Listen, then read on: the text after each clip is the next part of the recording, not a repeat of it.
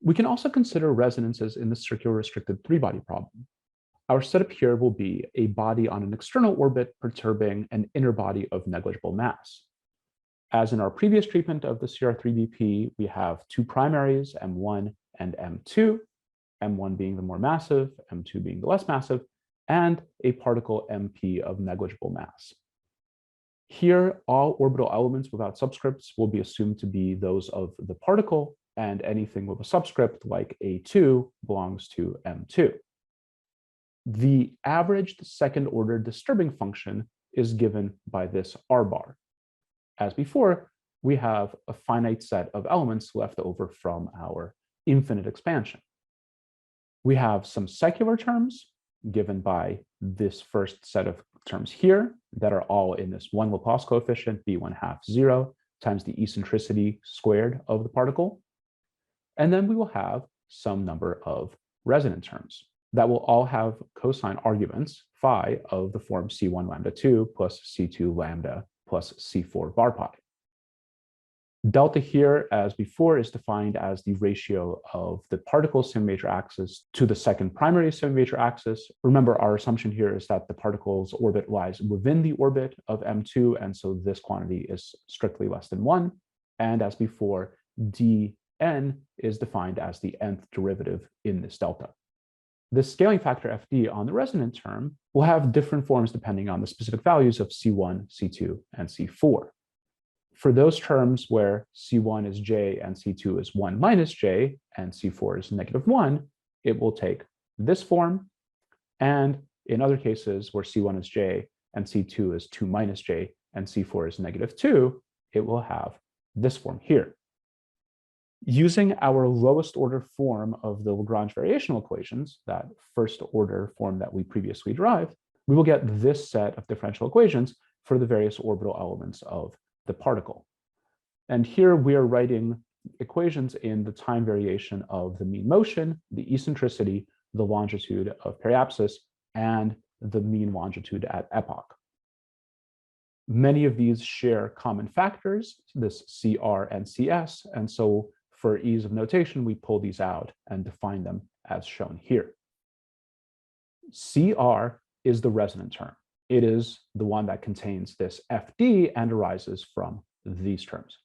CS is the secular term and arises from this term in the average disturbing function. Note that here we have C4 in absolute values everywhere. And by its definition, C4 being either -1 or -2, this absolute value of C4 is always greater or equal to 1. So that means that n dot is going to be quite small for low eccentricities. And similarly, a dot, which has to follow n dot, will also be small for low eccentricities. E dot goes as C4 absolute value -1, and so this variation will be faster than the variations on the size of the orbit. For the longitude of periapsis variation, the resonant term is going to be dominant, and nearly circular orbits, orbits with very low eccentricities, will have very fast variations in the longitude of periapsis. From this n dot expression, we can explicitly solve for a dot. It will have the form -2 C2 CR A e to the absolute value of C4 times sine of phi. We use this to write dA dE, the variation in A with respect to the eccentricity, which is the same as a dot divided by e dot, which evaluates using the expression on the slide and this expression to -2 times the ratio of C2 to C4 times AE, the linear eccentricity. So what we see is that the variation in semi-major axis and the variation in eccentricity are correlated for interior resonances. The maximum semi-major axis occurs at the minimum eccentricity. And for exterior resonances, you get a flip of the relationship and the maximum semi-major axis and eccentricity occur together. Recall the Tisserand criterion that we previously defined in the circular restricted three-body problem. 1 over the semi-major axis plus twice the square root of a times 1 minus e squared times the cosine of the inclination. This is the particle's inclination with respect to the orbital plane of the two primaries, was approximately equal to -2 the Jacobi constant c, of that three-body system. Let's differentiate this expression with respect to time. On the left-hand side, we have twice the square root of a times 1 minus e squared over a times 1 minus e squared times the quantity 1/2 1 minus e squared times a dot minus ae times e dot minus dA dt over a squared. And the right-hand side of this is a constant, and so differentiates to 0. We will multiply this whole expression by dt and drop all terms in e squared. So we're assuming that this is applying to small eccentricities, and we will get 2ae over the square root of a times dE is equal to dA times the quantity a to the negative 1/2 minus a to the negative second power. We solve for dA dE and write the variation in some major axis with respect to eccentricity is given by 2a to the 5/2 e over a to the 3/2 minus 1. We are once again going to apply the approximate resonant condition, C1 times N2. So here, this is the mean motion of that external body, M2, plus C2 times the mean motion of our particle is approximated as a 0. And thus, this denominator term, a to the 3/2 minus 1, is equal to a to the 3/2 minus a2 to the 3/2 is equal to a to the 3/2 times the quantity 1 plus the ratio of C1 to C2. From our D'Alembert relation, we know that the sum of all coefficients is equal to 0. And in this case, that means that C1 plus C2 plus C4 is equal to 0. C3, C5, and C6 are 0 already. And therefore, we have dA dE is 2ae times the quantity a to the 3/2 over a to the 3/2 minus 1, which evaluates to 2ae times negative C2 over C4. Note that this exactly matches what we previously found from our first order Lagrange variational equations. This works very well when we use the first order form and assume that the eccentricity is small. However, this would not work for higher orders, as the Jacobi form contains all orders of eccentricity, while our disturbance function only captured the first resonant term. If you were interested in going to higher orders, you would need to redo this derivation from the start and have a different expansion of the disturbing function. Now, what if we wished to integrate these variational equations for n dot, e dot, var pi dot, and epsilon dot? We would also need to account for the variation in this resonant parameter, phi. Remember, phi is given by the linear combination of the mean longitudes of M2 and our test particle and the longitude of periapsis of our particle. In this setup, M2 is on a fixed circular orbit about M1, and that means that epsilon 2 dot, the mean longitude at epoch for body 2, is 0. And so when we differentiate phi, we can write phi dot as C1 N2 plus C2 times N plus epsilon dot. This is the mean longitude at epoch of the particle, plus C4 times var pi dot, the variation in the longitude of periapsis of the particle. Differentiating again, phi double dot is therefore C2 N dot plus C2 epsilon double dot plus C4 var pi double dot. Again, because N2 is describing a fixed circular orbit and is constant. We differentiate the first derivatives of epsilon and var pi that we derived on the previous slide by the application of our first order Lagrange planetary equations, and we get these expressions for epsilon double dot and var pi double dot. And note here these CR and CS terms. Remember that CR and CS are both functions of M2 over M1. And we are assuming, as always, that M2 is the less massive of the two primaries. And so this M2 to M1 ratio is a small quantity, and any instances of this quantity squared will be negligible. Both epsilon double dot and var pi double dot contain products of these ratios. And so these whole things are quite small compared to their first order derivatives. We can thus, for first order analysis, entirely neglect these two terms here and approximate phi double dot as just C2n dot, which is 3c2 squared CR n times e to the absolute value of C4 times sine of phi. We will define this entire term as omega naught squared. And what we've suddenly derived is the equation for a simple pendulum. Phi double dot is equal to omega naught squared sine phi. And this means that the phase space of the resonant parameter looks exactly like the phase space in this approximation of a simple pendulum. Remember that there are two possible modes of motion in the phase space of a simple pendulum. For sufficiently high energies, you can get continuous circulation, that is unbounded motion as shown by these flows here. For lower energy states, you get bounded motion in the form of oscillations about stable and unstable equilibrium points. And this is known as libration. The two equilibrium points for a simple pendulum are the downwards hanging and the upwards balance points. These correspond to the stable and unstable resonant configurations that we've been discussing. We can describe the time that it takes phi to move from an angle 0 to some angle phi naught as t is equal to the integral from angle phi equal to 0 to some angle phi equal to phi naught of d phi over phi dot. If we assume that phi dot is equal to 0 when phi reaches this phi naught term, then the expression for the librational period of the motion, that oscillatory period, will be given by 4 times the integral from 0 to phi naught of d phi over phi dot.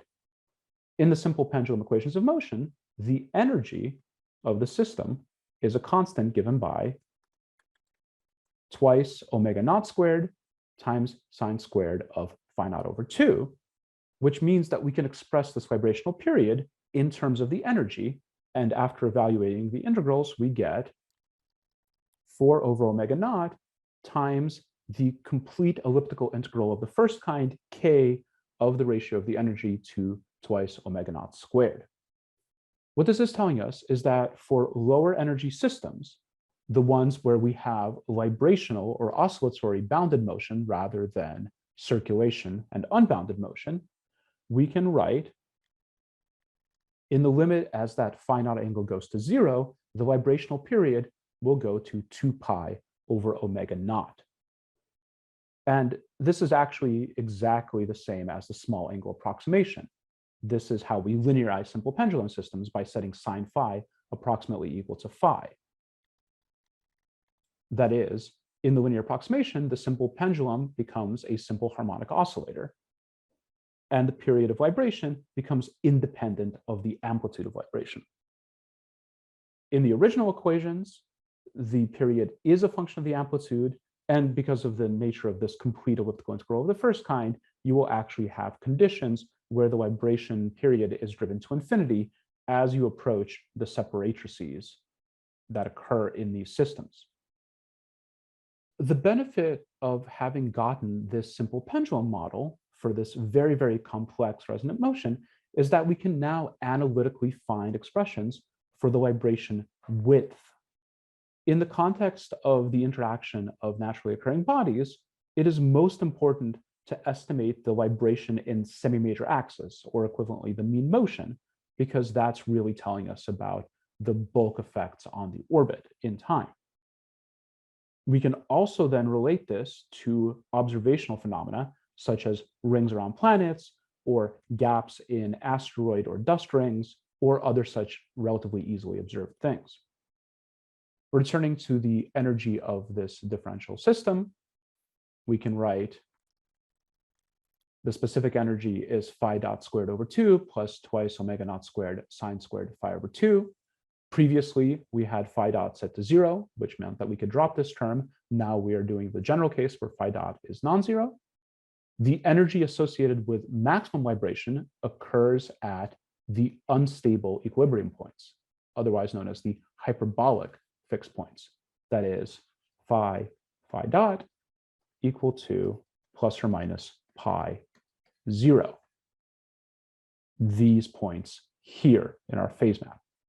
Therefore, the maximum specific energy will be -6 C2 squared CR and E to the absolute value of C4, where we're plugging back for our definition of omega naught. If we solve for phi dot in the case where the energy is equal to this maximum value, we will find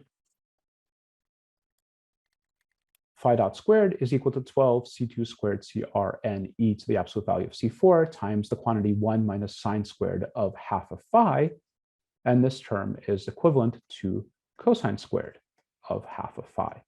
Remember that we previously found that n dot is given by 3C2 C3 n times e to the absolute value of C4 times sine of phi. That means that we can write dn is 3C2 C3 n e to the absolute value C4 sine phi dt. We're just carrying the dt over from the left-hand side to the right-hand side, and dt itself can be replaced with d phi over phi dot, which means that this expression becomes plus or minus, because of the absolute values involved, 3 absolute value CR n e to the absolute value C4, all square rooted, times sine of phi over 2 d phi. If we integrate dn, we will find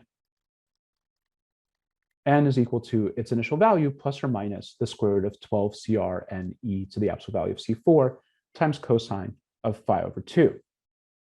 The maximum change in n, delta n max, will occur when phi is equal to 0 and will be equal to this amplitude term here, the square root of 12 times the absolute value of CR times n e to the absolute value of C4. And from this, finally, we can get the maximum amplitude of the semi-major axis vibration. Delta A max will be given by the square root of 16/3 times the absolute value of CR over n times e to the C4 absolute value, all times the original value of the semi-major axis. Remember that these results apply specifically in the case where we've neglected epsilon double dot and var pi double dot. It is actually possible to take those effects into account, and the derivation for this can be found, for example, in Murray and Dermot's Solar System Dynamics, section 8.7. In general, first-order resonances have maximum vibration widths in terms of mean motion and semi-major axis that are functions of the eccentricity, as we have shown here. As the eccentricity goes to 0, vibrations grow for resonant order q equals 1, but not for q equals 2. And so these need to be taken with a big grain of salt. These are all based on first-order equations, and so are absolutely not valid for larger eccentricities.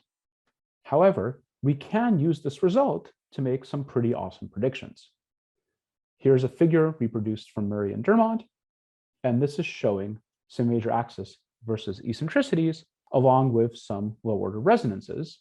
And what this is predicting are the maximum vibration zones. Maximum vibration width decreases as the eccentricity decreases, until at very low values of E, the width starts to increase again. This means that we should expect for interior resonances in the circular restricted three-body problem to have large vibration widths of semi-major axis, and therefore large clearings and bandings in collections of dust and small particles at conditions matching these first-order resonances.